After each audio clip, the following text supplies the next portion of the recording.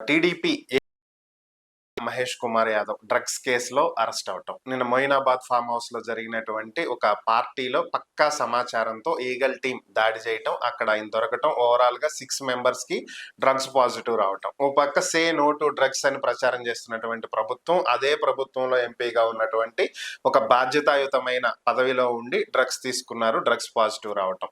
So దీన్ని ఎలా చూడాలి? ఈ అంశాల మీదే మనతో విశ్లేషించడానికి ప్రముఖ హైకోర్టు న్యాయవాది రజనీ గారు మనతో ఉన్నారు. ఆమెతో మాట్లాడదాం. నమస్తే రజనీ గారు. నమస్తే. టీడీపీ ఏలూరు ఎంపీ పుట్టా మహేష్ యాదవ్ డ్రగ్స్ పాజిటివ్ గా డిటెక్ట్ అవటం, ఒక పార్టీలో దొరకటం, ఆయన ఇది పర్సనల్ అని చెప్పి దాన్ని సమర్థించుకునేటువంటి ప్రయత్నం చేయటం, దీన్ని ఎలా చూడాలండి? సార్, ఎక్కడా కూడా ఆయన దాన్ని పర్సనల్ అని సమర్థించుకునే పరిస్థితి అయితే ఉండదు సార్. ఎందుకంటే అమీనాబాద్ ఏమి ఆంధ్ర రాష్ట్రంలో లేదు, అది తెలంగాణలో ఉంది. ఆంధ్ర రాష్ట్రంలో అక్కడ ఇక్కడ వెళ్ళాను, అన్ని చోట్ల నేను వెళ్ళొచ్చు, నేను ఒక ఎంపీని అనడానికి కాదు కదా.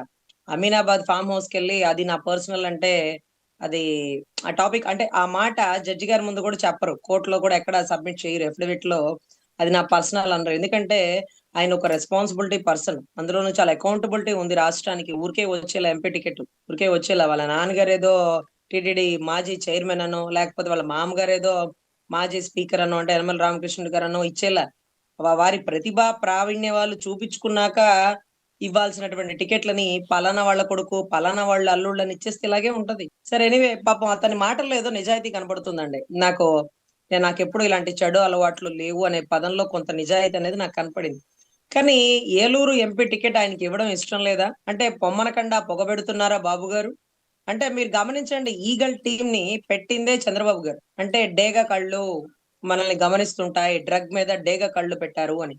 ఇంకొకటి రేవంత్ రెడ్డి గారు, అంటే తెలంగాణలో పట్టుకున్నారు. ఆంధ్ర డ్రగ్ వల్ల అంటే ఆంధ్రాకి సంబంధించిన ఈగల్ టీమా లేకపోతే తెలంగాణకి సంబంధించిన ఈగల్ టీమా మాకైతే తెలియదు, కానీ పట్టుకున్నారు. అంతకుముందు ఆదినారాయణ రెడ్డి గారి కొడుకును ఎవరినో పట్టుకున్నట్టు కదండి దీంట్లో విన్నాను. అదే. సో ఇప్పుడేమో ఇక్కడ మన ఎంపీ పుట్టా మహేష్ యాదవ్ గారు. సో ఒకటే గమనించండి సార్, ఒక రివాల్వర్ పేలింది. ఎవరి మీద పేల్చినారు? అంటే దుండగులు వస్తారని, అంటే రివాల్వర్ వాడేటప్పుడే లేకపోతే రివాల్వర్ స్పాన్సర్ చేసేటప్పుడే ఇష్యూ చేసేటప్పుడే guide lines, rules and regulations ఉంటాయి. వారి మీదకి దాడి చేయడానికి వచ్చిన వారి మీద ఎవరు పోలీసు వాళ్ళు దాడి చేస్తారా? వాళ్ళు ఎవిడెన్స్ కదా పట్టుకుంటారు.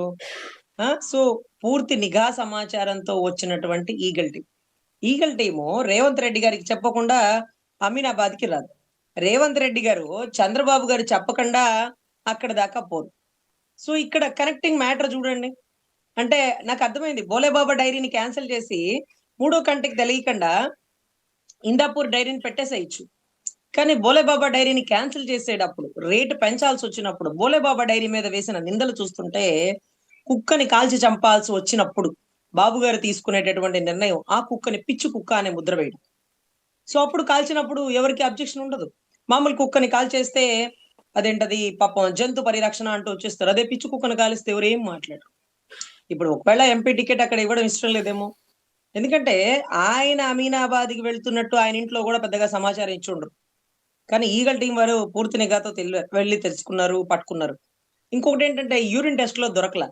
అంటే పుట్టా మహేష్ యాదవ్ గారు వాష్రూమ్కి వెళ్ళి యూరిన్ తీసుకొచ్చి బయటికి ఇవ్వాల్సి వచ్చినప్పుడు దాంట్లో వాటర్ మిక్స్ చేసేసి ఇచ్చేసి బయటికి వెళ్ళిపోయాక ఎట్లా కొట్లా తప్పించుకోవచ్చు అనుకున్నారు. కానీ ఎట్లా కొట్లా తప్పించుకొచ్చుకోను అనుకోవడం కాదు, నన్ను ఎవరు ఒకళ్ళు కాపాడతారులే. ఎవరు కాపాడతారనుకున్నారు? కాపాడే వాడే ఈ రోజు ఇబ్బంది పెడుతున్నాడు అని వాళ్ళు గ్రహించాలి. వీళ్ళు కాపాడడం కాదు, వాళ్ళని ఆ ఇబ్బందిలో నెట్టిన వారే వారు. ఆయన అనుకున్నారు అక్కడ వాష్రూమ్ లో దొరకలేదండి, నేను నా దగ్గర డ్రగ్ టెస్ట్ లో దొరకలేదు, sir please kindly save me sir. అంటే ఎలా సేవ్ చేస్తారు? ఎవరు సేవ్ చేస్తారు? ఎవరు సేవ్ చేయరు. సో ఇప్పుడు ఏమైంది? బ్లడ్ శాంపిల్స్ లో దొరికింది. అందరూ వైసీపీ వాళ్ళకి ఒక అసరం దొరికినట్టేగా. చూడండి, మీ పుట్టా మహేష్ డ్రగ్ దాంట్లో దొరికినాడు అని. అప్పుడేమంటారు?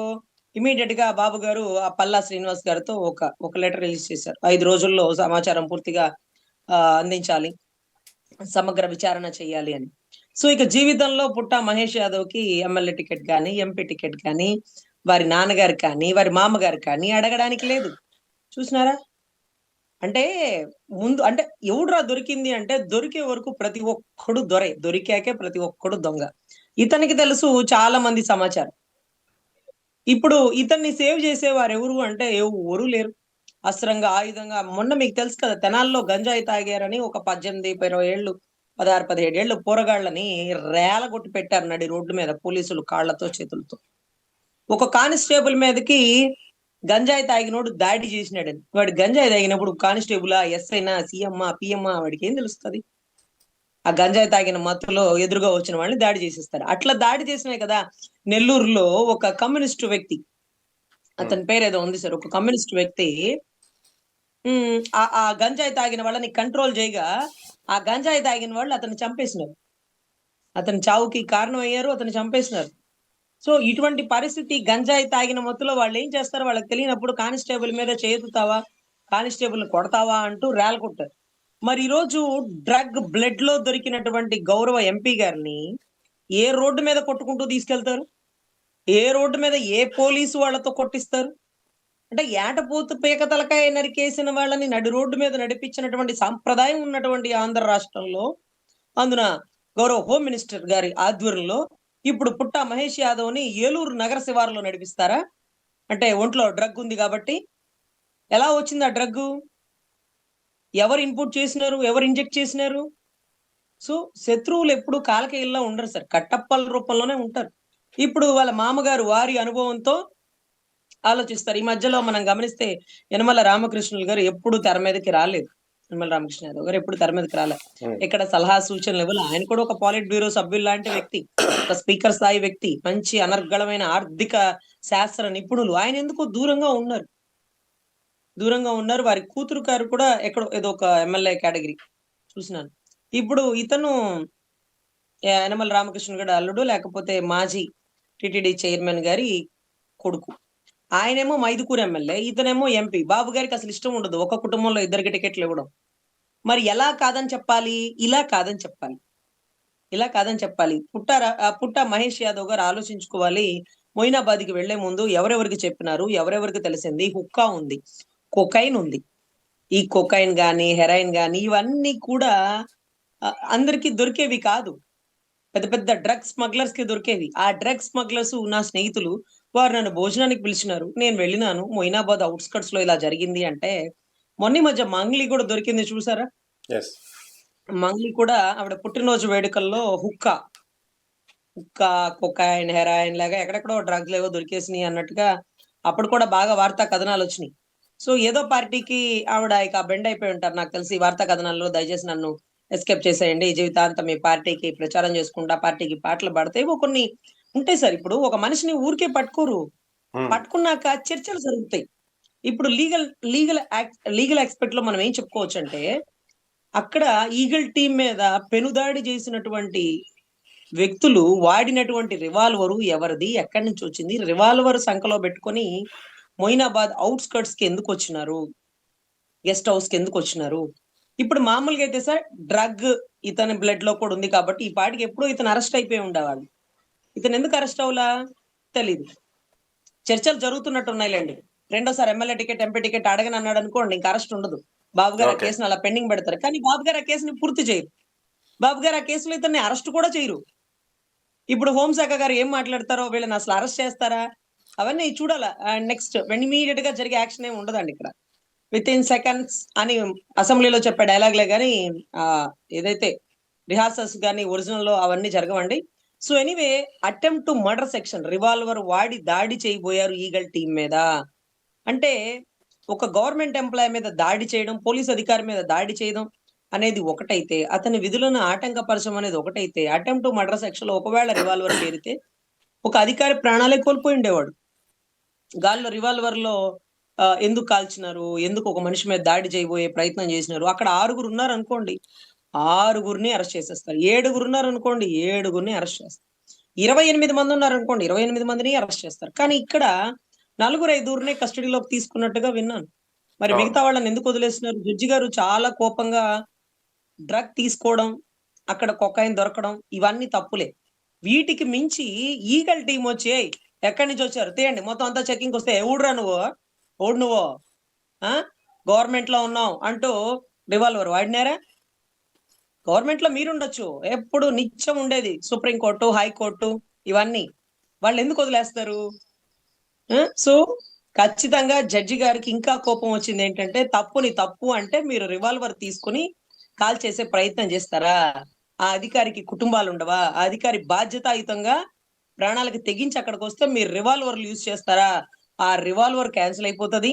ఆ రివాల్వర్ కి పర్మిషన్ కి సంతకాలు పెట్టినటువంటి వ్యక్తుల మీద కూడా నిఘా పెట్టేస్తారు. ఆ వ్యక్తులు ఢిల్లీ స్థాయి అధికారులు. ఢిల్లీ స్థాయిలో పెద్ద పెద్ద పొలిటికల్ లీడర్లు. వాళ్ళ పేర్లు కూడా రేపు ఎల్లుండి తెరల మీదకొచ్చేస్తాయి. వాళ్ళకి రివాల్వర్ కావాలనగానే డబ్బులు కట్టి ఇచ్చేయరు. డబ్బులు కట్టేస్తే వచ్చేది రివాల్వర్. అట్లయితే అందరూ కొనేసుకుంటారు. మరి ఎవరెవరో సంతకాలు పెట్టాలా? ఎవరెవరో ఇతను దానికి అర్హుడు, ఎలిజిబిలిటీ ఉంది, తగుదితర మంచి వ్యక్తి ఇంకోటి చెప్పాలా? అలా చెప్పినోళ్ళెవరు? ఇప్పుడు ఇతని దగ్గర కొకాయిన్, హెరాయిన్ దొరికింది. ఇతని ఒంట్లో డ్రగ్ ఉందని తెలుసుకున్నాక, ఇతనికి రివాల్వర్ స్పాన్సర్ చేసిన వ్యక్తులు, అంటే ఇతనికి సంబంధించిన సంతకాలు పెట్టిన వ్యక్తులు వీళ్ళందరూ కూడా శిక్షార్హులేనండి. సో అంటే చాలా యాక్చువల్ పెద్ద గా కేసు. రివాల్వర్ ఇంది కాదు కదా మేడం. ఎక్స్-ఎమ్మెల్యే పైలట్ రోహిత్ తమ్ముడు రివాల్వర్ అది. అది తీసుకుని నమిత్ మిశ్రా అనే ఇంకొక వ్యక్తి షూట్అవుట్ చేశాడనేది వస్తున్న వార్తలు. అంటే ఈయన మహేష్ చేశాడు అనేది కాదు కదా. సార్ మహేష్ చెయ్యక్కర్లేదు సార్. మర్డర్ చేసిన దగ్గర చుట్టూ ఉన్న 5, 6 కూడా ఒక్కటే అఫెన్స్, ఒకటే శిక్ష పడతది సార్. సీన్ ఆఫ్ అఫెన్స్ అంటారు. సీన్ రీఇన్వెస్టిగేషన్ అంటారు. సీన్ సి అంటే కన్‌స్ట్రక్షన్ జరుగుతున్నప్పుడు ఆ పరిసర ప్రాంతాల్లో ఉన్న వాళ్ళందరూ శిక్షార్హులే సార్. ఎందుకంటే అతను కాల్చడు. తొందరగా రివాల్వర్ తీరా కాల్చు, కాల్చు, కాల్చు అంటూ వీళ్ళు రెచ్చగొడితేనే అతను కాల్చినాడు అనేది అక్కడ లిఖితపూర్వకం అవుతది. చేతిలో రివాల్వర్ ఉండగానే కాల్చే దమ్ము రాదు. 10 మంది ఓకే. ప్రోత్సహించాలి. "అరే! నువ్వు కొట్టురా సిక్సర్ కొట్టు, కొట్టు, కొట్టు, కొట్టాలి, కొట్టాలి" అని తప్పట్లు కొడితేనే వాళ్ళు కొడుతుంటారు తెలుసా మీకు? ఓకే. అందుకనే అక్కడ చూడండి మనమందరూ తప్పట్లు కొడుతూ వాళ్ళని ఎంకరేజ్ చేస్తుంటాం. అదే మాదిరిగా చుట్టుపక్కల "అరే! అరే! కాల్చేరా, కాల్చేరా. అరే! ఇద్దరే ఉన్నారా కాల్చేరా, కాల్చేరా. 7 బుల్లెట్లున్నాయి, 6 బుల్లెట్లున్నాయి కాల్చేరా, కాల్చేరా." అంటే కాల్చేస్తే పడిపోతారు. ఆ శవాలను తీసుకొచ్చి ఎక్కడో పూడ్చిపెట్టేస్తారు. ఈ విషయాలు బయటికి రావనా? సో, ఖచ్చితంగా సార్ దీంట్లో డ్రగ్ బ్లడ్‌లో దొరికితేనే అరెస్టు. ఇంకా రివాల్వర్ షూట్ చేసిన దాంట్లో ఉన్న వాళ్ళల్లో ఏ ధైర్యంతో ఇతను రివాల్వర్‌తో షూట్ చేసినాడు? ఎంపీ ఉన్నాడనా? ఏమన్నుంటే డెడ్ బాడీని మాయం చేయగలుగుతాడనా? అతనున్నాడన్న ధైర్యంతోనే ఇతను రివాల్వర్ కాల్చి ఉంటాడు. మిలార్డ్ అంటూ ఆర్గ్యుమెంట్ అనర్గళంగా చెప్పగల నిష్ణాతులైనటువంటి న్యాయవాదులుంటారు సార్. రివాల్వర్ కాల్చి ఉండేవాడు కాదు. కానీ ఎంపీ ఉన్నాడు. చూసుకుంటాడులే మనోడే. ప్రభుత్వం మందే. ఇక్కడ మందే, అక్కడ మందే. అందుకని షూట్ చేసేస్తారా అధికారుల మీద? సో, ఎనీవే దీని మీద చాలా పూర్తిగా ఎంక్వైరీ జేసుకోవాలండి. వాళ్ళు కూడా ఆలోచిస్తుందేంటంటే, ఎవరు ఈ విషయాన్ని బయటికి తీసుకెళ్ళింది? ఎలా దొరికాము? ఎలా ఇబ్బంది పెడుతున్నారు? దీనికి కారణాలు కాలకేయులా, కట్టప్పులా ఇవన్నీ కాదండి. అసలు పూర్తి ఎంక్వైరీ తెలుస్తా ఉంటది. సో, ఎనీవే ఇక జీవితంలో ఎమ్మెల్యే గాని, ఎంపీ గాని కాలేడు ఆ వ్యక్తి. పాపం అతని ఓకే. లైఫ్ మొత్తం స్పాయిల్ అయిపోయింది. కానీ ఎవరి వల్ల అనేది అతను తెలుసుకుంటే, దీని వెనకాల ఉన్నవారు ఎవరనేది తెలుస్తది.